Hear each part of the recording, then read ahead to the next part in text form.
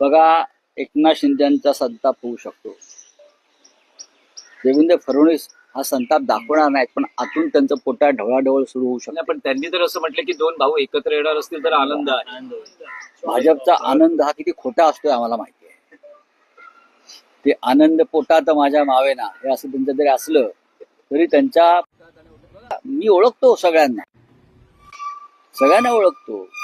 आतापर्यंत काड्या घालण्याचं काम कोणी केलं कॅफेत जाऊन, हे आम्हालाही माहिती आहे. ते आम्हाला माहिती आहे ना. त्याच्यामुळे जो निर्णय घ्यायचा आहे हे फक्त याच्यामध्ये तिसरा कोणी नाही, हे फक्त उद्धव साहेब आणि राज साहेबच घेऊ शकतात. हे दोनच नेते, दोन भाऊ घेऊ शकतात.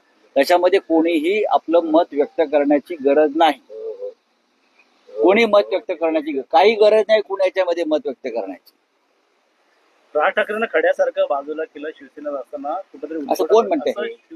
असं कोण म्हणताय? काय संबंध त्या शिंदे गटाचा आणि त्या मस्क्याचा? काय संबंध काय आहे? हा, मस्का लावत बस म्हणा होत दुसऱ्यांच्या त्या अमित शहाच्या. तुमचं आयुष्य आता जे आहे ते ह्या सगळे जे आहेत ना, हे कोण भाजपवाले त्यांच्या पार्श्वभागाला मस्का लावण्यात तुमचं आयुष्य जाणार. तुम्ही करा.